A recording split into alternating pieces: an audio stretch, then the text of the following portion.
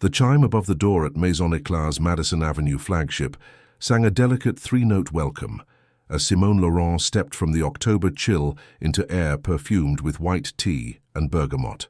It was 2:47 on a Thursday afternoon, and the boutique's interior gleamed under precisely calibrated lighting that made every facet of every stone catch fire without a single harsh glare. Simone had dressed carefully that morning, in a tailored acris coat the color of slate, her hair pulled back in a low chignon that showed off the clean line of her jaw, her mother's vintage Cartier watch on her wrist. She carried a burgundy Valextra tote, wore Manolo Blahnik pumps in navy suede, and had taken a car service directly from a lunch meeting at the Modern, where she had finalized the last details of a $50 million capital raise for the non-profit she chaired. She was here for one thing: the Lumière Éternelle necklace, a cascade of 36 brilliant cut diamonds totaling 42 carats, set in platinum with a design inspired by Art Deco sunbursts.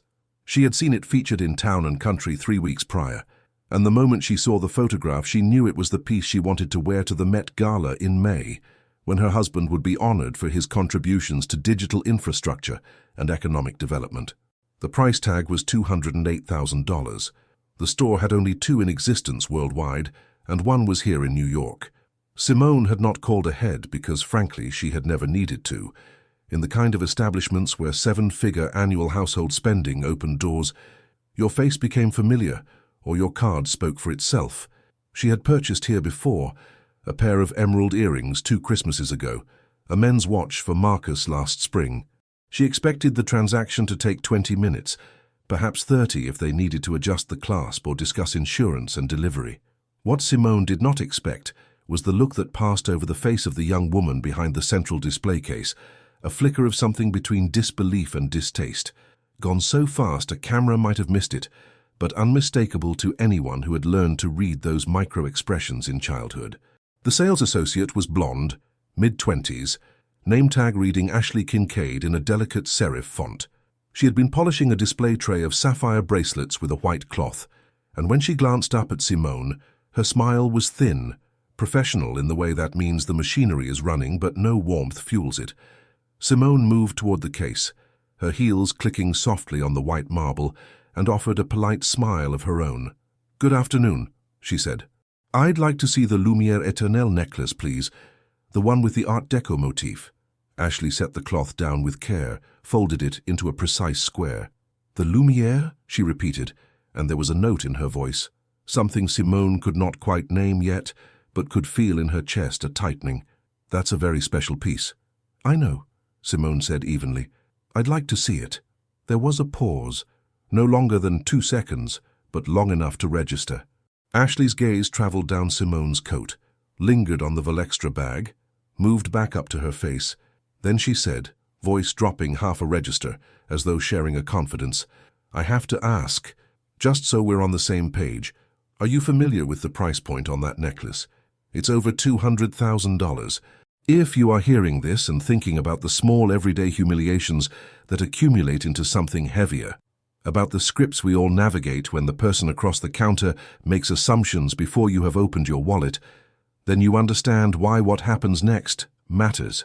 Simone Laurent stood in that pristine showroom, surrounded by cases full of stones that had traveled from mines in Botswana and cutters in Antwerp and workshops in Switzerland, and felt the old, cold knowledge settle over her, that no matter how much money her household held, no matter the degrees on her wall or the titles on her business cards, there would always be someone ready to decide, in the span of a glance, that she did not belong. But Simone was 41 years old, and she had been navigating rooms like this since her first corporate job at 23. She kept her expression neutral, even kind, and said, "Yes, I'm aware of the price. May I see it, please?" Ashley blinked, smiled a little wider, the smile still not reaching her eyes. "Of course. Let me just check if it's available for viewing. We sometimes have pieces on reserve for clients." She moved toward a discreet door at the back of the showroom, the kind that led to private viewing rooms and vaults. Simone watched her go, then let her gaze drift around the space. There were 2 other customers visible, a white woman in her 60s examining a tray of wedding bands near the far wall, assisted by a silver-haired gentleman in a 3-piece suit who was gesturing with the patience of a jeweler, explaining the 4 Cs for the 100th time that week, and a white man, younger, early 30s perhaps, standing near the window display, scrolling on his phone. The store was quiet, the kind of quiet that money bought, insulated from the honk and bustle of Madison Avenue by thick glass and thicker carpets. Simone could hear the faint hum of climate control, the low murmur of the other sales associate's voice. Ashley returned a moment later, empty-handed. "The piece is available," she said, and Simone noted the slight emphasis on the word, as though it were a surprise. "But I'll need to have my manager bring it out. It's store policy for items above a certain threshold. Can I get your name?" "Simone Laurent." No flicker of recognition. Ashley wrote it down on a small notepad, the old-fashioned kind, then disappeared again through the door. Simone took a slow breath, adjusted the strap of her bag on her shoulder, and told herself to stay calm. It was possible this was standard procedure. It was possible she was reading too much into a look, a tone. Except that she had bought here before, and had never been asked for her name before seeing a piece. Except that the white woman across the room had been handed a tray of rings without any mention of a manager. Except that Simone had spent 2 decades in venture capital and non-profit leadership, and had learned to trust her gut about when she was being managed, contained, doubted. 3 minutes passed, then 4. The older sales associate finished with the woman at the far case, who left with a small turquoise bag and a smile. The man by the window pocketed his phone and wandered over to a display of men's cufflinks. Simone remained standing, aware of the slight ache beginning in her arches from the heels, aware of the way Ashley had not offered her a seat or a glass of champagne, the small courtesies that were standard in stores at this tier. Finally, a woman emerged from the back, mid-50s, dark hair cut in a sharp bob, wearing a black sheath dress and a single strand of pearls. Her name tag read, Celeste Park, Manager. She carried a rectangular navy box, the kind that high jewelers used for statement necklaces, and she was smiling, but the smile was cautious. "Ms. Laurent," she said, approaching with the box held carefully in both hands. "I understand you're interested in the Lumière Éternelle. It's truly a remarkable piece. May I ask what brings you in today?" It was a strange question, phrased in a way that suggested they were making small talk, but felt to Simone like a screening. She kept her voice pleasant, professional. "I'm looking for a necklace for an event in May, the Met Gala. I saw this piece in Town and Country, and I'd like to see it in person." Celeste set the box down on the glass counter with reverence, but she did not open it yet. "The Met Gala, how wonderful," she said, in a tone that could mean anything. "Are you attending as a guest of a sponsor, or—" It was the or that did it. The trailing implication, the assumption that Simone needed to prove she had access, had a reason, had a right. Simone felt the tightening in her chest again, sharper now, but she maintained her composure. "My husband and I are attending as guests of the co-chairs. He's being honored for his work in tech and infrastructure." Celeste's smile tightened just a fraction. "That's lovely. Well, let me show you the piece. As I'm sure Ashley mentioned, it's priced at $208,000. It's one of only 2 in the world, so it's quite exclusive." She opened the box with the slow, practiced gesture of a magician revealing a trick, lifting the lid to expose the necklace nestled in white silk. And it was, Simone had to admit, breathtaking. The diamonds caught the light and seemed to multiply it, each stone a small sun, the platinum setting almost invisible so that the effect was of pure, suspended radiance. The Art Deco motif gave it structure, geometry, a sense of movement frozen in metal and stone. It was the kind of piece that would photograph beautifully, that would make people stop and stare, that carried the weight of craftsmanship and rarity. Simone reached out, then paused. "May I?" Celeste hesitated, a hesitation so brief it might have been nothing, but Simone felt it like a door closing. "Of course," Celeste said. She lifted the necklace from the box with gloved hands. Simone noticed she had put on white cotton gloves before opening the box, and held it up so the light streamed through the stones. "As you can see, the cut is flawless, the color grade is D, and the clarity is VVS1 across the entire piece. The design was commissioned from a master jeweler in Geneva. It took 8 months to source the stones and another 4 to set them." Simone studied the necklace, turning her head slightly to see how the light played across it from different angles. It was even more beautiful than the photograph. She could already imagine it against the neckline of the gown she was considering, a deep emerald silk that would make the diamonds sing. "It's perfect," she said quietly. "I'd like to purchase it." There was a pause. Celeste lowered the necklace back into the box, her movements careful, deliberate. "Wonderful," she said, but the word landed flat. "Before we proceed, I do need to go over a few things with you just to make sure we're aligned. A purchase of this magnitude requires some paperwork, and we'll need to discuss payment options. Are you planning to pay in full, or would you like to explore financing?" Financing. The word hung in the air like a small, polite bomb. Simone stared at Celeste, then at Ashley, who had moved closer and was watching with an expression that was carefully blank. Simone had purchased jewelry before: art, vehicles, real estate. She had sat across from private bankers and auction house specialists and gallerists. No one ever had asked her about financing before she had even indicated how she intended to pay. No one had suggested that her ability to pay was in question. She took a slow breath, let it out. "I'll be paying in full," she said, and her voice was steady, but something in her tone must have shifted because Celeste's smile became a degree more fixed. "Of course," Celeste said. "And how were you planning to pay?" "We accept wire transfers, cashier's checks, and credit cards. Though for amounts over $50,000, we do have a policy of requiring additional verification for credit card purchases. It's a security measure, you understand, to protect both the client and the store." Additional verification. Simone knew what that meant. A call to the credit card company, a check on the available credit, a confirmation that the card was not stolen or the account compromised. It was a reasonable policy, in theory, except that Simone had never been asked about it before, and except that she knew with the bone-deep certainty that came from a lifetime of these small encounters that the white woman who had just purchased the wedding band had not been asked about verification, that the man looking at cufflinks would not be asked, that this was a policy being applied selectively, in this moment, to her. She could feel the anger building now, warm and familiar, the anger she had learned to bank and control because showing it would only confirm whatever biases were already in play. "I'll use my Centurion card," she said, referencing the American Express black card that required an invitation and an annual spending threshold in the high six figures. "I assume that will be acceptable." Celeste's expression flickered, something that might have been surprise or skepticism. "The Centurion, of course. That should be fine. I'll just need to see the card and a government-issued ID, and then we'll process the transaction." She held out her hand, palm up, waiting. Simone reached into her bag, pulled out her wallet, slid the black card free. It was heavier than standard cards, made of anodized titanium, Simone Laurent etched across the bottom in sans serif capitals. She placed it on the counter along with her driver's license, the New York State license with her Upper East Side address, visible in small print. Celeste picked up both, examined them with a thoroughness that felt excessive, then looked at Ashley. "Can you start the paperwork?" she asked, and Ashley nodded and moved toward a computer terminal at the far end of the case. Celeste turned back to Simone, and this time her smile was thinner still. "I'm sure you understand," she said, voice dropping into that confidential register again. "We have to be careful.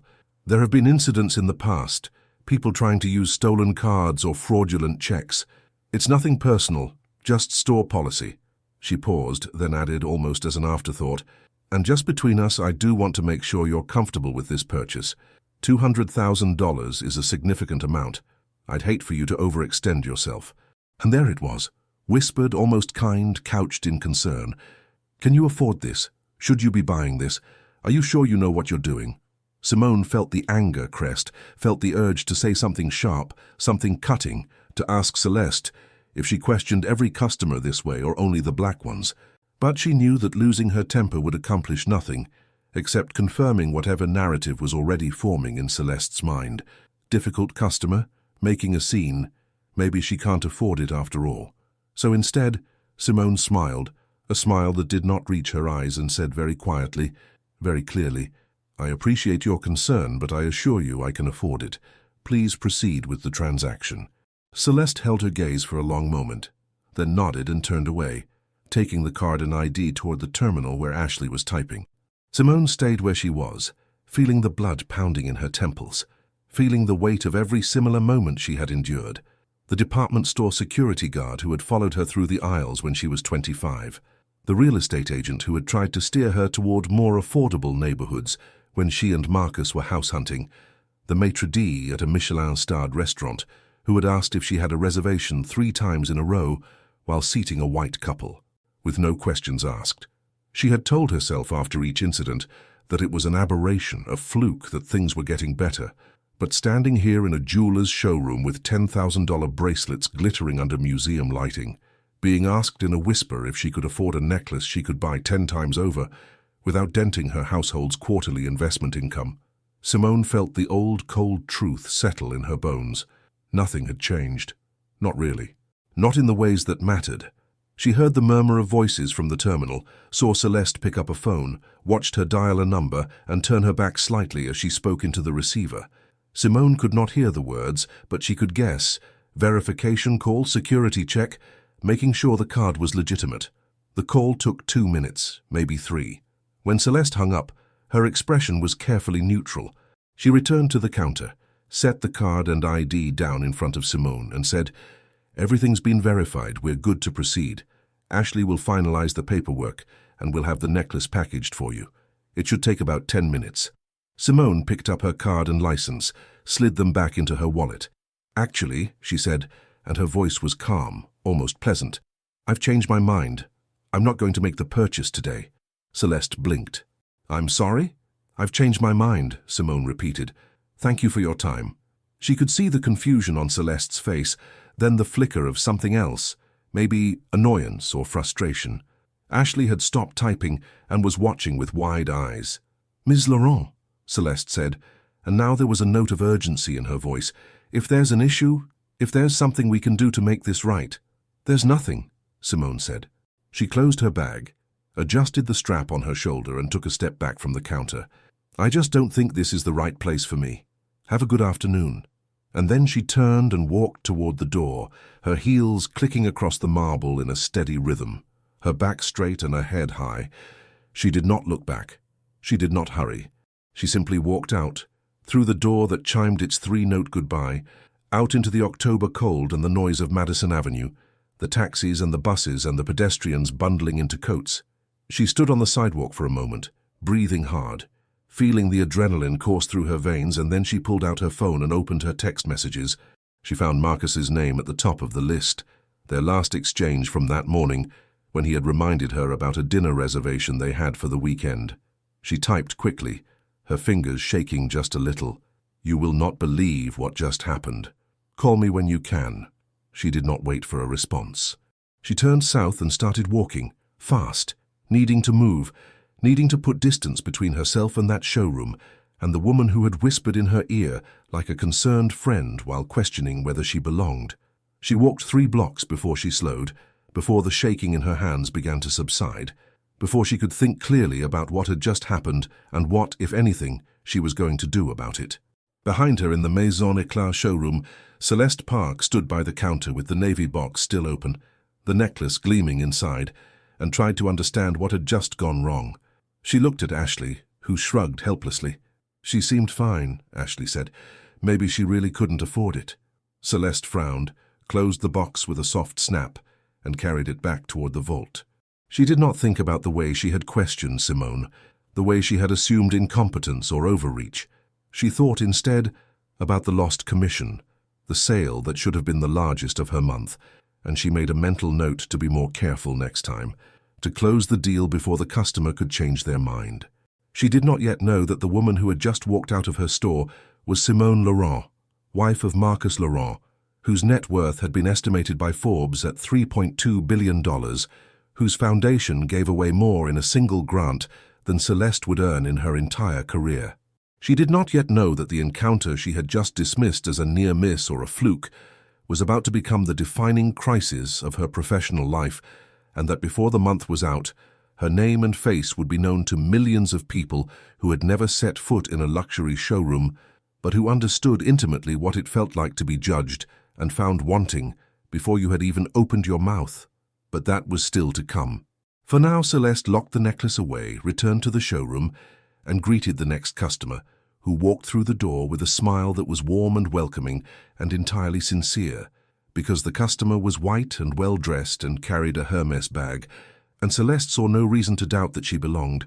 Simone did not call Marcus. She walked instead, letting the motion calm her, letting the October air cool the heat in her face.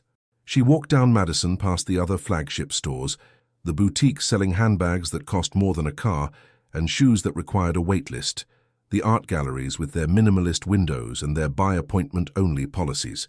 She walked past women in fur and men in cashmere, and teenagers in designer sneakers that had probably been camped out for or won in online raffles. She walked until she reached the 70s, where the avenue began to shift from retail to residential, where the buildings were pre-war limestone and the trees were still clinging to the last of their leaves, gold and rust against the grey sky.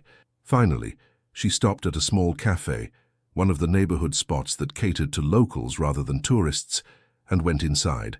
She ordered a coffee, black, and sat at a table by the window. Her hands had stopped shaking. The anger was still there, banked now, a low burn in her chest, but she could think around it. She pulled out her phone again, scrolled through her contacts, and stopped at a name: Taryn Holloway. Taryn was a friend from law school, now a senior partner at a firm that specialized in civil rights and employment litigation. They had not spoken in a few months, but Simone knew that if anyone would understand what had just happened and what to do about it, it would be Taryn. She composed a text: "Hey T, do you have time for a call later today? Something happened and I need some advice." Then she sent it and set the phone down, staring out the window at the avenue, at the people passing in their expensive clothes and their busy lives, none of them knowing that a few blocks north, in a jeweler's showroom, a transaction had failed to complete, not because of money or credit or fraud, but because of a set of assumptions so old and so embedded that the people making them did not even recognize them as assumptions at all. Her phone buzzed. Taryn's reply: "I'm in court until 4 but can call after. You okay?" Simone typed back: "I will be. Talk later." She drank her coffee slowly, feeling the warmth spread through her chest, feeling the world come back into focus. She thought about the necklace, the way the diamonds had caught the light, the way it would have looked against emerald silk. She thought about Celeste's smile, Ashley's glance, the whispered question that was not really a question at all. And she thought about Marcus, who had grown up in Detroit, the son of a union electrician and a schoolteacher, who had built his first tech company at 26 and sold it for $100 million at 31, who had faced his own litany of assumptions and dismissals and closed doors. She thought about the conversations they had had, late at night in their apartment overlooking Central Park, about whether to engage or ignore, about whether the cost of fighting was worth the toll it took, about whether they had a responsibility to push back, or whether they had earned the right to simply live their lives in peace. She did not know yet what she was going to do. But sitting there in the cafe, watching the light fade outside, Simone Laurent began to understand that this was not just about a necklace or a sale, or a pair of saleswomen who had made a mistake. It was about the gap between the world as it appeared, polished and meritocratic and blind to race, and the world as it was, where your skin color could still determine whether a door opened or closed, whether a smile was warm or wary, whether you were offered champagne or asked to prove you were not a thief. And it was about the choice she had now, whether to let it go or to make sure that Celeste Park and Ashley Kincaid and everyone who had ever made those assumptions understood that there were consequences, that the woman they had underestimated was not powerless, and that the world was watching. She finished her coffee, left a 10 on the table, and walked out into the afternoon. She would go home, she decided. She would wait for Marcus, and then they would talk, and they would decide together what came next. By the time Marcus called, Simone was in their apartment, standing in the living room with its floor-to-ceiling windows overlooking the park, the October light slanting in long and golden across the hardwood. She had taken off her coat and shoes, poured herself a glass of wine, and was staring out at the city, at the trees below beginning to turn, at the traffic streaming along Fifth Avenue like a river of metal and glass. Her phone buzzed in her hand and she answered on the first ring. "Hey," Marcus said, his voice warm and slightly concerned. "Got your text. What happened?" Simone took a breath, set her wine glass down on the side table, and told him. She walked him through the whole encounter, start to finish. The look when she walked in, the question about price, the wait, the manager, the request for ID, the verification call, the whispered concern about whether she could afford the necklace. She kept her voice even, factual, but Marcus knew her well enough to hear the anger underneath, the hurt she would not name outright. When she finished, there was silence on the line. Then Marcus said, very quietly, "They asked you if you could afford it." "Not directly," Simone said, "but yes, that's what it was." Another pause. Marcus was in his office in Midtown, the headquarters of Laurent Technologies, 40 floors of glass and steel that housed the nerve center of a company he had spent 15 years building. Simone could picture him at his desk, the one with the view of the East River, his hands steepled under his chin the way he did when he was thinking. "What do you want to do?" he asked finally. It was the right question, the one she had been asking herself all afternoon. "I don't know yet," she said. "I talked to Taryn, we're going to talk later. But Marcus, this wasn't just a misunderstanding. They profiled me. They saw me walk in and decided I didn't belong, and then they spent the whole interaction trying to figure out how to get me to leave without making it too obvious." "I believe you," Marcus said, and the certainty in his voice made something tight in Simone's chest loosen a little. "I know exactly what that feels like. The question is what we do about it. We could let it go, walk away, buy the necklace somewhere else, or we could push back." "And if we push back?" Simone asked. "Then it gets messy," Marcus said. "It becomes public. People take sides. There's blowback, probably legal threats, definitely PR spin. You know how this works. They'll say it was a misunderstanding, that you misinterpreted, that they treat all customers the same. And maybe some people believe them, maybe some people think we're making it about race when it wasn't. But Simone, if you want to push back, I'm with you. All the way." Simone closed her eyes, felt the weight of the decision settling on her shoulders. She thought about all the times she had walked away, had chosen peace over confrontation, had decided that her energy was better spent elsewhere. She thought about the younger version of herself, who had learned to code switch and accommodate, who had smiled through microaggressions and swallowed her anger, because making waves meant risking opportunities. But she also thought about the women who would walk into that store after her, the ones who would be profiled and questioned and doubted, who would internalize the message that they did not belong, that their money was suspect, that the markers of success and status that should have opened doors instead became evidence against them. "I want to push back," she said, "but I want to do it right. I don't want to just vent on social media and move on. I want them to understand what they did, and I want there to be consequences." Marcus made a sound of agreement. "Okay, then let's be strategic. We document everything, we get advice from Taryn, and we figure out the best way to make this public in a way that can't be dismissed or spun. And Simone, we don't do this alone. We bring people in who know how to handle this kind of thing. PR, legal, maybe some advocates who have fought these battles before." "Yeah," Simone said. She felt something shift in her chest, the anger transmuting into something sharper, more focused. Purpose. "Yeah, okay. Let me talk to Taryn, and then we'll figure out next steps." "I'll be home by 7, Marcus said. "We'll have dinner, and we'll plan this out. And Simone, I'm sorry this happened. You shouldn't have had to deal with that." "I know," Simone said quietly, "but I did, and now we figure out what to do about it." They hung up. Simone stood at the window a moment longer, then picked up her phone and navigated to her notes app. She began typing, reconstructing the encounter in as much detail as she could remember. The time, the names, the exact words spoken, the sequence of events. She wrote down everything, the look in Ashley's eyes, the tone in Celeste's voice, the way she had been made to wait while other customers were served. She wrote until she had a full account, 2 pages of notes, every detail sharp and clear. Then she saved it, backed it up to the cloud and sent a copy to her own email. Taryn called at 4:30. "Tell me everything," she said by way of greeting, and Simone did, reading from her notes, laying out the facts like evidence. When she finished, Taryn was quiet for a moment, then said, "That's textbook retail discrimination. The profiling, the questioning, the verification that they wouldn't have required from a white customer with the same card. The whispered concern about affordability, that's particularly damning. It shows intent, or at least a pattern of behavior." "So what do we do?" Simone asked. "Depends on what you want," Taryn said. "You could file a complaint with the city's Human Rights Commission or with the state AG. You could pursue civil litigation, though that takes time and it's expensive, even if you have the resources. Or you could go public, make this a reputational issue, force the company to respond. Each approach has pros and cons." "I want them to take it seriously," Simone said. I don't want this to be something they can just sweep under the rug with an apology and a settlement. I want accountability, Taryn hummed thoughtfully. Then public might be the way to go, but Simone, you need to understand what that means. The moment this becomes public, you lose control of the narrative. People will dig into your life, question your motives, accuse you of playing the race card or trying to get attention. It's going to be invasive and it's going to be ugly. I know, Simone said, but I think it's worth it. Okay, Taryn said. Then here's what I'd recommend. First, document everything, which it sounds like you've already started doing. Second, reach out to a few people who can help amplify this. Journalists who cover retail discrimination, influencers who have a platform and a history of calling out bias.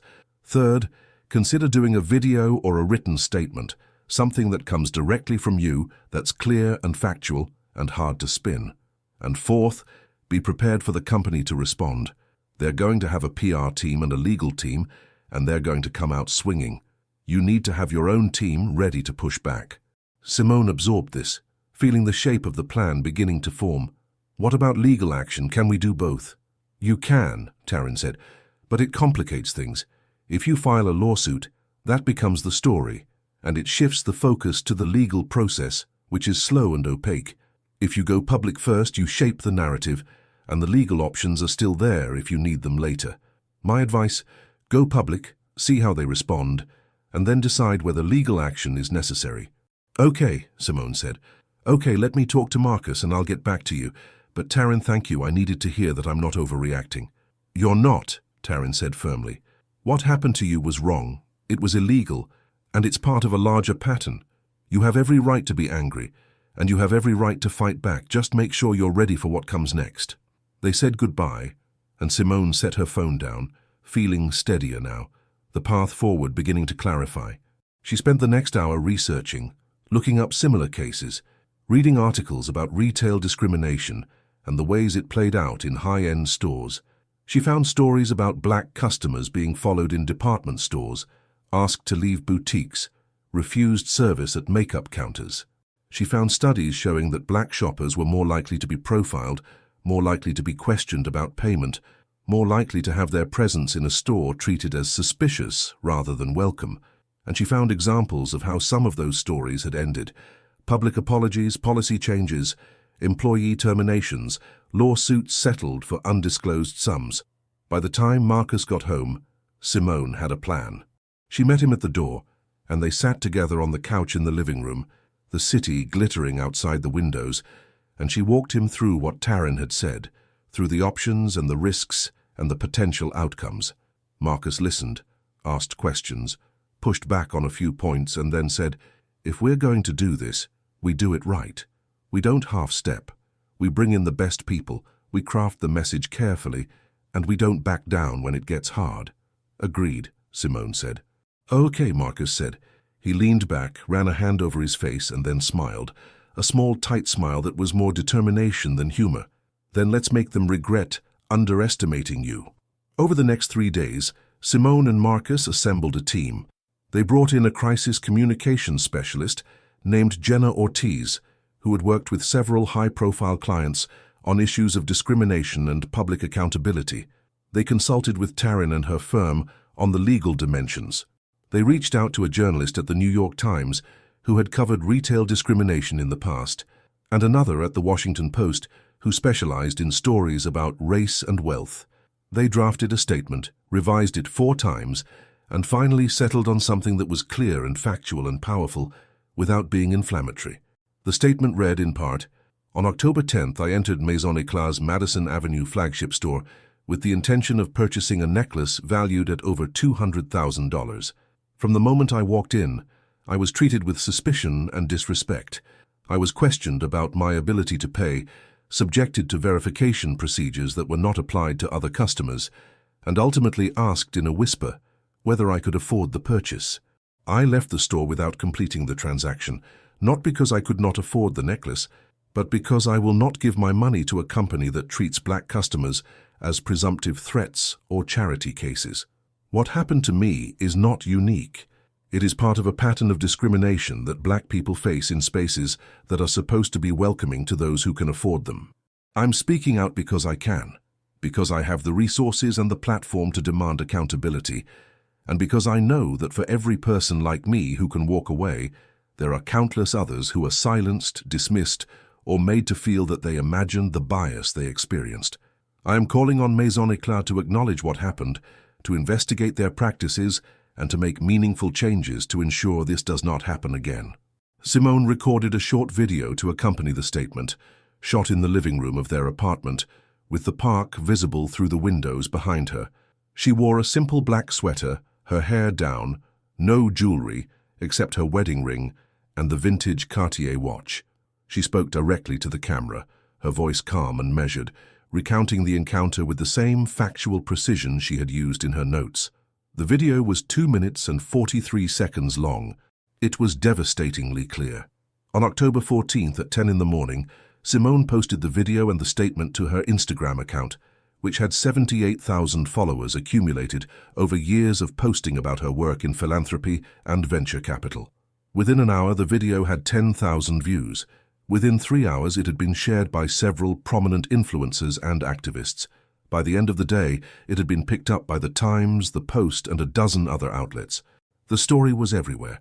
Maison Éclat did not respond immediately. For the first 12 hours, there was silence, and then a brief statement from their corporate headquarters in Paris. "We are aware of the allegations made by Ms. Laurent and take them very seriously. Maison Éclat is committed to providing a welcoming and respectful experience to all customers. We are conducting an internal review and will address this matter appropriately." The statement was anodyne, the kind of language designed to say something without committing to anything, and it did nothing to slow the wave of outrage building online. By the next morning, the story had gone viral. The hashtag #StandWithSimone was trending on Twitter. People shared their own stories of discrimination in retail spaces, in restaurants, in hotels, in banks. Several influencers with millions of followers announced they would be boycotting Maison Éclat until the company took concrete action. A few celebrities chimed in, expressing support for Simone and calling for accountability. And then, inevitably, the backlash began. Some commenters accused Simone of playing the victim, of making the incident about race when it might have been a simple misunderstanding. Others questioned why a billionaire's wife needed sympathy, suggested that she was using her wealth and platform to destroy the careers of two saleswomen who had made a mistake. A few anonymous accounts spread rumors that Simone had been rude to the staff, that she had demanded special treatment, that the real story was being distorted. Simone watched it all unfold from her apartment, sitting at the dining room table with her laptop open, her phone buzzing every few minutes with texts and calls and notifications. Marcus was in meetings all day, but called between sessions to check on her, to make sure she was okay. Jenna, the crisis communications specialist, set up a secure messaging channel where the team could coordinate responses, flag misinformation, and strategize next moves. Taryn sent over a folder of legal documents, including a draft complaint to the city's Human Rights Commission, ready to file if needed. The turning point came on October 16th, when a former employee of Maison Éclat reached out to Simone through a direct message on Instagram. The message was brief, careful, and unsigned. "I worked at the Madison Avenue store for 2 years. What happened to you is not an isolated incident. There is a pattern. I have stories. I have receipts. If you want to talk, let me know." Simone forwarded the message to Jenna and Taryn, and within an hour they had arranged a call. The former employee, whose name was Janelle Reeves, had worked as a sales associate at Maison Éclat from 2022 to 2024, leaving after a series of conflicts with management over what she described as discriminatory practices.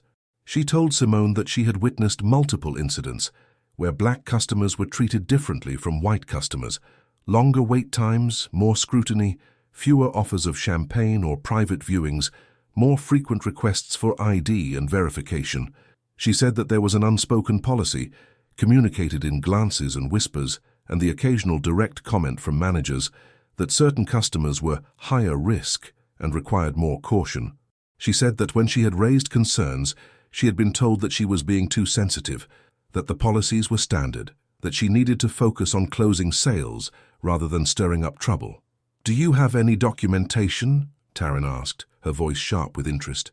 "I have emails," Janelle said. "I have a few text messages from co-workers." And I have a recording of a staff meeting where Celeste Park, the manager, basically said we needed to be more careful with customers who looked like they might be trying to commit fraud. She didn't use the word black, but everyone knew what she meant. Jenna leaned forward, her eyes bright. Would you be willing to share those materials publicly? There was a long pause on the line. Then Janelle said, I would, but I need protection. I signed an NDA when I left, and if they find out I'm talking to you, they'll come after me. Taryn jumped in. We can work around the NDA depending on what it says. If the NDA is being used to cover up illegal discrimination, it's not enforceable. But we'll need to see the actual document to be sure. Can you send it over? Yeah, Janelle said. I'll send it tonight. And look, I want to help. What they did to you, what they did to other people, it's wrong. I couldn't fix it from the inside, but maybe I can do something now. The call ended, and Simone sat back in her chair, feeling the adrenaline surge. This changed everything. This was not just her word against the stores, not just a single incident that could be dismissed as a misunderstanding. This was a pattern, backed by documentation, corroborated by someone who had been on the inside. This was evidence. Over the next 2 days, Janelle sent over a trove of materials, emails from management discussing high-risk customers and security protocols, text messages between staff members joking about hood rats and wannabes, notes from staff meetings where managers emphasized the need to scrutinize certain customers more carefully. There was also the recording, 10 minutes of audio from a meeting in March 2024, where Celeste Park's voice was clearly audible. We've had a few situations recently where customers have tried to use fraudulent cards or make purchases they couldn't actually complete. I need everyone to be vigilant, especially with customers who might not fit the typical profile for our clientele. If you have any doubts, escalate to me or to security. It's better to be cautious than to get burned. Taryn reviewed the materials and confirmed that the NDA Janelle had signed contained a clause that likely made it unenforceable in the context of reporting illegal activity. Jenna worked with Janelle to prepare a statement and to scrub any identifying information from the documents that might put her at immediate legal risk. And Simone, working with the journalists at the Times and the Post, coordinated the release of the new information to maximize impact. On October 18th, the Times published a front-page story under the headline, Luxury Jeweler Faces Allegations of Systematic Discrimination Against Black Customers. The story included Simone's account, Janelle's testimony, excerpts from the emails and meeting notes, and reactions from civil rights advocates and retail industry experts. The Post ran a similar piece, and by midday, the story was the top trending topic on every major platform. Maison Eclat's stock price, which had been relatively stable, began to drop. Social media exploded with calls for boycotts, for the termination of the employees involved, for a full audit of the company's practices. Several celebrities who had previously been brand ambassadors or partners with Maison Eclat issued statements distancing themselves from the company. And then, finally, the company responded. Late on the afternoon of October 18th, the CEO of Maison Eclat's North American division, a man named Philippe Armand, held a press conference. He stood at a podium in the company's New York offices, flanked by lawyers and PR representatives, and read from a prepared statement. He expressed regret for the experience Simone had endured, acknowledged that the company needed to do better, and announced that Celeste Park and Ashley Kincaid had been placed on administrative leave pending the outcome of an internal investigation. He said that Maison Eclat would be conducting a comprehensive review of its training and policies, that it would be bringing in outside consultants to assess its practices, and that it was committed to ensuring that all customers were treated with respect and dignity regardless of race. The statement was stronger than the initial response, but it was still carefully worded, still hedged with qualifiers and legalese. Simone watched the press conference on her laptop, Marcus sitting beside her, and felt a mixture of satisfaction and frustration. It was progress, yes, but it was also the bare minimum, the kind of response that companies offered when they were backed into a corner and trying to limit the damage. They're not taking full responsibility, Marcus said, echoing her thoughts. They're making it sound like it was just 2 employees, not a systemic issue. Simone nodded. Yeah. And they haven't addressed the documentation Janelle provided, the emails and the meeting notes. They're acting like this was an isolated incident when we have proof it wasn't. Jenna, who was on a video call with them, chimed in. This is typical crisis management. They're trying to contain the story, make it about a couple of bad actors rather than a pattern. We need to keep the pressure on, keep the focus on the systemic issues. Janelle's testimony is key. We need to make sure that stays in the conversation. Over the next week, the story continued to evolve. More former employees reached out, sharing their own experiences of being told to profile customers or being reprimanded for treating black customers with the same level of service as white customers. Several customers came forward with their own accounts of discrimination at Maison Éclat stores, not just in New York, but in Los Angeles, Miami, and Chicago. Civil rights organizations filed a formal complaint with the U.S. Equal Employment Opportunity Commission, alleging a pattern of discriminatory practices, and the media coverage intensified, with op-eds and think pieces and television segments dissecting the incident and its broader implications. Maison Éclat tried to regain control of the narrative. Philippe Armand gave interviews to several outlets, insisting that the company took the allegations seriously and was committed to change. The company launched a webpage dedicated to its diversity and inclusion initiatives, highlighting programs and partnerships that had existed for years but had gone largely unnoticed. They announced that they would be implementing mandatory anti-bias training for all employees, that they would be revising their customer service protocols, and that they would be creating an independent review board to monitor complaints and ensure accountability. But the damage was done. Within 2 weeks, Maison Éclat's sales had dropped by 23%, according to reports from retail analysts. Several major department stores that carried the brand announced they would be reconsidering their partnerships. A handful of investors publicly questioned the company's leadership and called for a change at the top, and the hashtag boycott Maison Éclat continued to trend, a constant reminder that the public was watching and that the company's reputation was on the line. Simone, meanwhile, became the face of the movement, whether she wanted to be or not. She was invited to speak at events, to give interviews, to participate in panel discussions about race and wealth and the retail industry.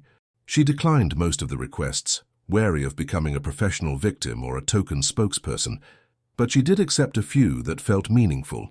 A conversation at the Schomburg Center for Research in Black Culture, a keynote at a conference on economic equity, an interview with a podcast that focused on stories of resilience and resistance. In each appearance, she tried to shift the focus away from herself and toward the larger issues. She talked about the data on retail discrimination, the studies showing that black customers were routinely profiled and mistreated in ways that were both overt and subtle. She talked about the psychological toll of those experiences, the way they accumulated over time and wore down your sense of belonging, your sense of safety. And she talked about the need for accountability, for real change, for structures that did not just punish individual acts of bias, but dismantled the systems that made those acts possible. It was exhausting work, emotionally and physically. Simone had always been a private person, someone who preferred to work behind the scenes, and the sudden visibility was disorienting. She found herself second-guessing every word she said, every outfit she wore, every expression on her face, knowing that it would all be scrutinized and dissected and used as evidence for or against her. She received hate mail, some of it vicious, some of it threatening. She had to increase security at their apartment building, hire a firm to monitor online threats, and limit the information she shared publicly about her movements and her schedule. Marcus, too, faced backlash. Some people accused him of using his wealth and influence to punish a company that had dared to question his wife, painting him as a vindictive billionaire rather than a partner supporting someone who had been wronged. Others questioned why he had not done more sooner to address discrimination in his own industry, pointing out that tech was rife with its own issues of bias and exclusion. He handled it with the same calm he brought to board meetings and investor calls, but Simone could see the strain in the set of his shoulders, the way he stayed up late reading articles and comments, trying to understand the shape of the thing they had unleashed. They talked about it often, late at night in their apartment, after the messages had slowed and the news cycle had moved on to other stories. They talked about whether it was worth it, whether the cost to their privacy and their peace of mind was justified by the changes they were pushing for. And every time, they came back to the same answer: yes. Because the alternative was silence, complicity, a tacit agreement that the way things were was acceptable, and neither of them could live with that. By early November, the situation had reached a kind of equilibrium. Maison Eclat had made its public commitments. Celeste Park and Ashley Kincaid had been terminated, and the company had brought in a consulting firm to overhaul its training and customer service protocols. The media coverage had slowed, though the story still surfaced occasionally in articles about corporate accountability or retail discrimination. Anne Simone had largely stepped back from the public eye, returning to her work with the foundation, focusing on the capital raise and the programs they were launching in underserved communities. But the story was not over. In mid-November, Taryn called with news. The city's Human Rights Commission had found probable cause to believe that Maison Eclat had engaged in discriminatory practices and was moving forward with a formal investigation. The EEOC was also opening its own inquiry, focusing on the company's employment practices and whether there had been retaliation against employees who raised concerns about bias. And several of the former employees who had come forward, including Janelle, were pursuing their own legal claims, alleging wrongful termination and hostile work environment. "This is going to take years," Taryn said on the call, her voice tinged with both frustration and satisfaction. "Investigations like this move slowly, and Maison Eclat is going to fight every step of the way. But we have a strong case, and we have public support. I think we're going to see real consequences." Simone absorbed this, feeling the weight of the long road ahead. "What about the necklace?" she asked, half joking. Taryn laughed. "What about it?" "I never got the necklace," Simone said, "and honestly, I still want it. Not from them, obviously, but the design, the piece itself. It's beautiful. It's what I came for in the first place." "So buy it somewhere else," Taryn said, "or commission something similar. You have options." Simone smiled. "Yeah, I do." After the call, Simone sat at her desk and opened her laptop. She navigated to the website of a small black-owned jewelry atelier in Brooklyn, a place that specialized in custom designs and had a reputation for exquisite craftsmanship. She filled out a contact form describing the necklace she had seen at Maison Eclat, the Art Deco motif, the diamonds, the platinum setting. She explained that she wanted something similar, but not identical, something that was hers, made for her, by artisans who would see her and value her and not question whether she belonged. The atelier responded within a day. They would be honored to create something for her. The process would take 6 months, maybe 8. They would work with her on the design, source the stones, craft the setting by hand, and when it was finished, it would be a piece unlike any other, a necklace that carried not just the beauty of the stones and the skill of the makers, but the story of how she had refused to settle, how she had demanded better, how she had turned a moment of humiliation into a catalyst for change. Simone confirmed the commission, paid the deposit, and closed her laptop. She felt lighter than she had in weeks, as though a weight she had been carrying had finally shifted. The fight was not over, but she had found a way forward, a way to reclaim what had been taken from her without giving power to the people who had tried to diminish her. Marcus came home that evening to find her in the kitchen, cooking dinner, music playing softly in the background. He kissed her on the cheek, set his briefcase down and asked, "Good day?" "Yeah," Simone said, smiling. "Actually really good.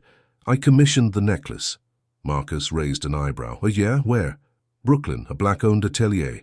It's going to take a while, but it'll be worth it." Marcus nodded, his expression thoughtful. "That's perfect. You're turning this into something positive." "I'm trying," Simone said. She stirred the pasta sauce, added a pinch of salt, tasted it. "I still think about what happened, you know. I still get angry. But I'm also starting to feel like maybe we did something that mattered. Like maybe the next woman who walks into that store, or a store like it, won't have to deal with the same thing." "Maybe," Marcus said. "Or maybe she will, and she'll know she's not alone, that she has people who will back her up if she speaks out. That's worth something too." They ate dinner together at the table by the window, the city spread out below them, the lights beginning to come on as dusk settled in. They talked about their day, about work and friends and plans for the upcoming holidays. They talked about the Met Gala, still months away, and whether the necklace would be ready in time. They talked about everything and nothing, the comfortable rhythms of a marriage built on trust and partnership, and the shared understanding that the world was not always kind, but you faced it together. And if people reading this find themselves thinking about their own experiences, about the times they have been doubted or dismissed or made to feel small, then maybe this story has served its purpose. Maybe it has reminded you that you are not imagining things, that your experiences are valid, and that speaking out, however scary it might be, can make a difference. If you found this story resonant or important, consider sharing it with a friend who might need to hear it. These conversations matter, and they grow stronger when more voices join them. December brought the first snow, and with it a kind of quiet. The media had moved on to other scandals, other crises, and Simone found herself grateful for the return to something resembling normalcy. The foundation's capital raise had closed successfully, $53 million committed to funding educational programs and small business grants in black communities across the country. She spent her days in meetings and strategy sessions, working with her team to allocate the funds, to identify partners, to build the infrastructure that would ensure the money was used well. It was meaningful work, the kind that required patience and attention and a belief in long-term change, and it grounded her in a way that the public drama of the fall had not. But the story of Maison Éclat continued to unfold in quieter, less visible ways. In mid-December, the company announced that it was settling the complaints filed by several former employees, including Janelle, for an undisclosed sum. The settlement included non-admission of wrongdoing, but it also included commitments to policy changes, increased oversight, and annual reporting on diversity metrics. It was not everything the advocates had wanted, but it was more than most companies offered, and it felt like a step in the right direction. In January, the city's Human Rights Commission released a preliminary report on its investigation, finding that Maison Éclat had likely engaged in a pattern of discriminatory practices and recommending that the company enter into a consent decree that would require ongoing monitoring and compliance. The company agreed, avoiding a prolonged legal battle, and the decree was signed in February. It mandated annual audits, public reporting, and the creation of an ombudsman role to handle customer complaints. By the time March arrived and the trees in Central Park began to bud, the immediate crisis had passed. Maison Éclat was still in business, still selling its jewelry, still catering to the ultra-wealthy, but it had been forced to reckon with its practices in a way that few luxury brands ever were, and the changes it had implemented, while imperfect, were real. More importantly, the story had become part of a larger conversation, a data point in the ongoing struggle to make visible the biases that shaped how black people moved through the world. Simone received her necklace in early April, just in time for the Met Gala. The atelier in Brooklyn invited her to come in for the final fitting, and she and Marcus drove out on a Saturday morning, crossing the bridge into Brooklyn, navigating the narrow streets of the neighborhood where the workshop was located. The atelier was small, a storefront with a studio in the back run by a husband and wife team named David and Aisha Carter. They had been in the business for 20 years, building a reputation for custom work that was both innovative and deeply personal. Aisha greeted Simone at the door, her smile warm and genuine, and led her into the studio. The necklace was laid out on a velvet tray, and when Simone saw it, she felt her breath catch. It was similar to the Lumière Éternelle in its Art Deco inspiration, but it was also entirely its own creation. The diamonds were slightly smaller, 40 carats instead of 42, but they were arranged in a pattern that was more organic, less rigid, as though the geometry of the original had been softened and given life. The platinum setting was hand-carved with tiny details, patterns that evoked sunlight and water and movement. It was, Simone thought, even more beautiful than the piece she had originally wanted. "It's perfect," she said quietly, and Aisha smiled. "We're so honored you chose us," Aisha said, "and we're honored to be part of your story. What you did, speaking out, it mattered to us. It mattered to a lot of people." Simone tried the necklace on, and David adjusted the clasp, making sure it sat correctly. She looked at herself in the mirror, at the way the diamonds caught the light, at the way the piece seemed to belong on her, as though it had been made not just for an occasion, but for her, specifically, uniquely. She thought about the journey that had brought her here, the anger and the hurt and the decision to fight back, and she felt a deep sense of satisfaction. Not triumph exactly, because the work was not finished and the world had not fundamentally changed, but satisfaction that she had not been silent, that she had demanded accountability, and that she had found a way to turn a moment of pain into something that carried beauty and meaning. She wore the necklace to the Met Gala in May, and the photographs were stunning. The emerald gown she had chosen set off the diamonds perfectly, and the Art Deco design complemented the theme of the evening. People asked her about the piece, and she told them it was a custom commission from a black-owned atelier in Brooklyn, and several of them took note, asked for the name, said they would look into it. It was a small thing, but it felt like a kind of justice, a way of redirecting resources and attention toward the people who had been overlooked, who had been creating beauty and excellence all along without the recognition they deserved. At the gala, Simone and Marcus stood for photographs, mingled with other guests, and listened to speeches about art and innovation and the power of creativity to shape culture. And when Marcus was honored for his contributions, and he gave a short speech thanking his team and his family, and the people who had believed in him when he was just a kid from Detroit with an idea, Simone stood in the audience and felt a surge of pride and love that made her eyes sting. Afterward, as they rode home in the car, Marcus reached for her hand and said, "You know, I've been thinking about what you said back in October, about the next woman who walks into a store like that. I think you were right. I think you changed something, maybe not everything, maybe not enough, but something." Simone squeezed his hand. "I hope so," she said. "I really do." The months that followed were busy. Simone continued her work with the foundation, launching new programs and expanding into additional cities. She spoke occasionally at events, always with the goal of shifting the conversation towards systemic change rather than individual grievances.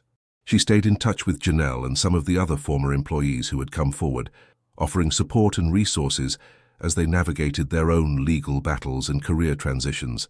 And she watched as other stories of retail discrimination surfaced, some of them inspired by her decision to speak out, some of them independent but part of the same larger pattern. In September, nearly a year after the incident at Maison Éclat, a documentary filmmaker reached out to Simone about a project exploring bias in luxury retail. The filmmaker, a black woman named Kendra Shaw, wanted to include Simone's story as part of a broader examination of how race and class intersected in spaces that were supposedly meritocratic. Simone was hesitant at first, wary of reopening old wounds, but after several conversations with Kendra, she agreed to participate. The documentary would take a year to produce, but it would be a chance to contextualize her experience, to show how it fit into a larger history of exclusion and resistance. The filming took place over several weeks, with Kendra and her crew following Simone as she went about her work, conducting interviews, visiting the atelier in Brooklyn, and reflecting on the year that had passed. Simone was candid in the interviews, talking about the anger and the fear and the moments when she had doubted whether speaking out was worth the cost. But she also talked about the solidarity she had found, the people who had reached out to share their own stories, the sense that she was part of something larger than herself. One of the most powerful moments in the documentary, at least in Simone's view, was an interview with Celeste Park, the former manager of the Maison Éclat store. Kendra had tracked Celeste down and convinced her to speak on camera, and the result was both uncomfortable and illuminating. Celeste, who had been unemployed for several months after being terminated, spoke about the incident with a mixture of defensiveness and reluctant acknowledgement. She insisted that she had not intended to discriminate, that she had been following what she believed were standard procedures, but she also admitted that she had not questioned those procedures, had not considered how they might be applied differently to different customers. She said that losing her job had been devastating, but that it had also forced her to confront her own biases, to think about the assumptions she had made and the harm they had caused. It was not an apology, not exactly, but it was a kind of reckoning, and Simone appreciated the complexity of it. Change, she understood, was not just about punishing people who did wrong. It was about creating spaces where people could recognize their complicity, learn and do better. It was messy and imperfect and often unsatisfying, but it was the only way forward. The documentary premiered at the Tribeca Film Festival in June, 2 years after the initial incident. It was well received, praised for its nuance and its refusal to offer easy answers. Simone attended the premiere with Marcus, and she watched the film with a mixture of pride and discomfort, seeing her own face on the screen, hearing her own voice recount the story she had lived. It was strange to see her experience rendered as narrative, shaped and edited and scored with music, but it was also validating, a confirmation that what had happened to her mattered, that it was part of a larger conversation worth having. In the Q&A after the screening, An audience member asked Simone if she thought things had changed, if the fight had been worth it. Simone paused, choosing her words carefully. "I think things have changed in some ways," she said. Maison Eclat implemented new policies, and other companies took notice. There's more awareness now, more willingness to have these conversations. But I also think we're still at the beginning. The systems that produce bias, the assumptions that shape how we see each other, those don't change overnight. What I hope this film does is remind people that every interaction matters, that the small indignities we dismiss or ignore add up to something bigger, and that we all have a role to play in challenging them. The applause that followed was long and heartfelt, and Simone felt in that moment that she had done what she set out to do. Not to punish or to seek revenge, but to make visible something that had been invisible, to demand accountability, and to create a space where others could tell their own stories without fear.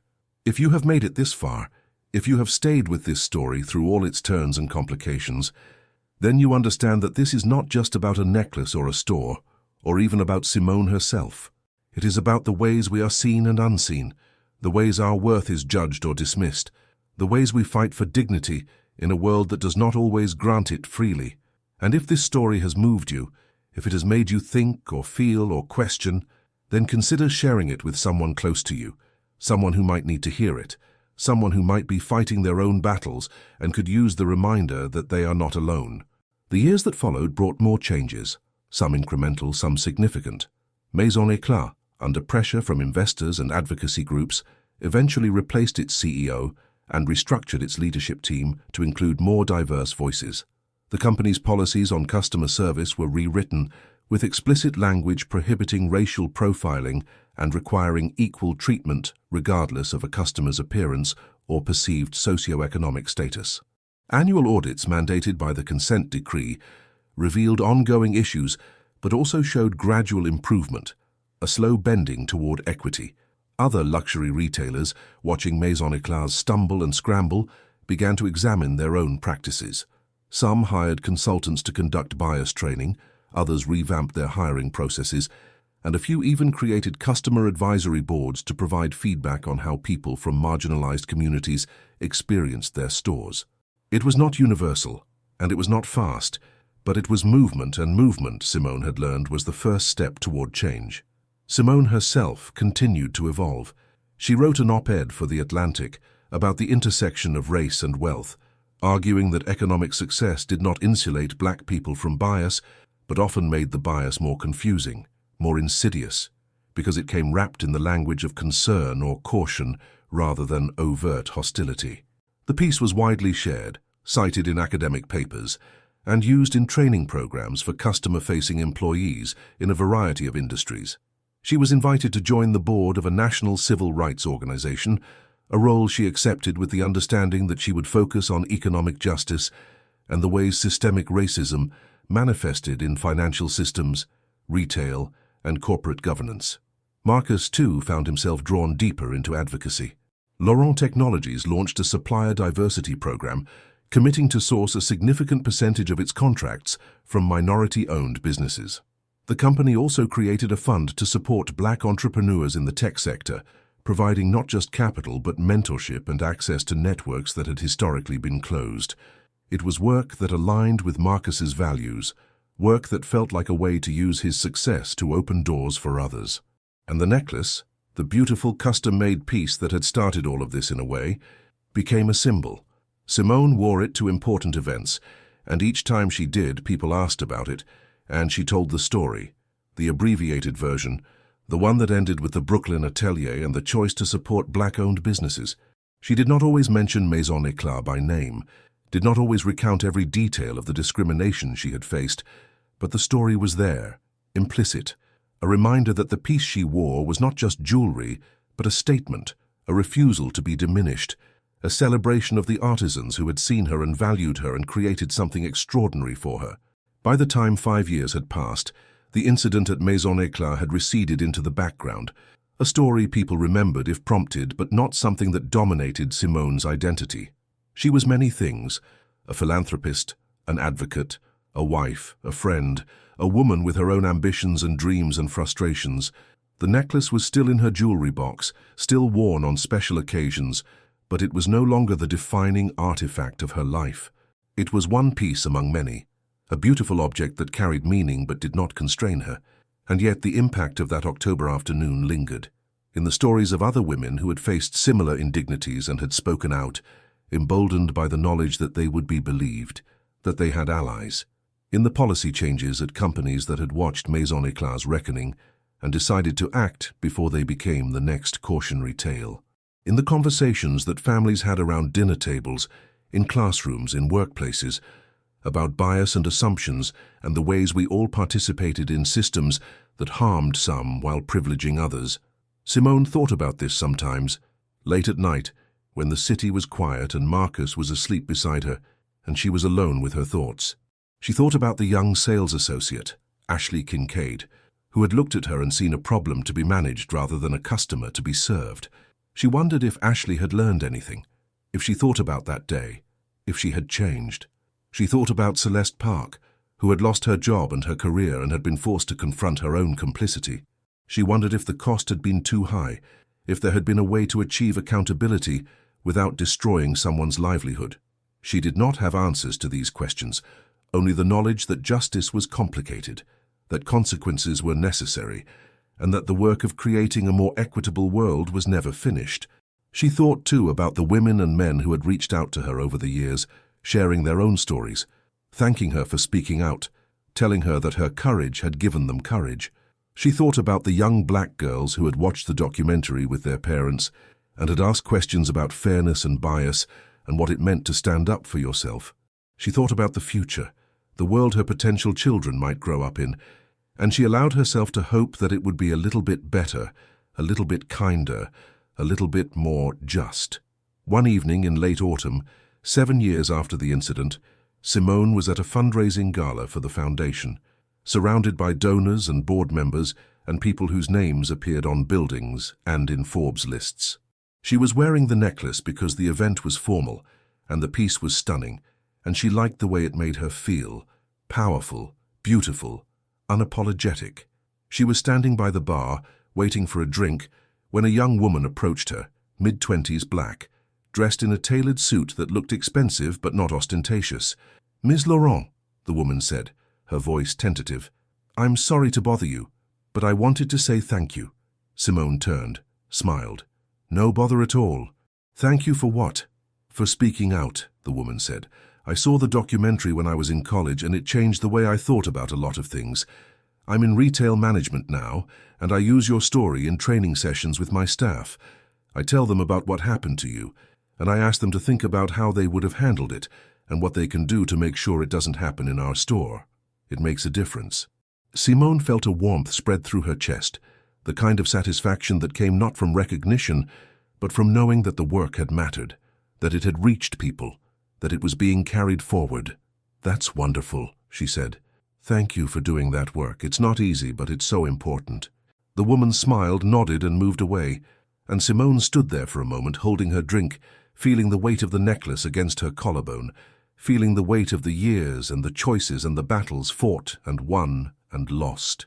She thought about the question the audience member had asked at the Tribeca premiere, whether things had changed, whether it had been worth it. And she thought about her answer, the careful, measured response that acknowledged both progress and the distance still to travel. But standing there in that ballroom, surrounded by people who had committed money and time and energy to the cause of equity, wearing a necklace made by artists who had poured their skill and vision into something that was uniquely hers, Simone allowed herself a moment of unqualified satisfaction. Yes, she thought, it was worth it. Not because everything was fixed, not because the world was suddenly fair, but because she had refused to be silent, because she had demanded better, and because in doing so she had made space for others to do the same. The gala continued around her, music and laughter and the clink of glasses, and Simone rejoined the crowd, moving through the room with the ease of someone who knew she belonged, who had earned her place not by acquiescing to others' expectations, but by insisting on her own worth.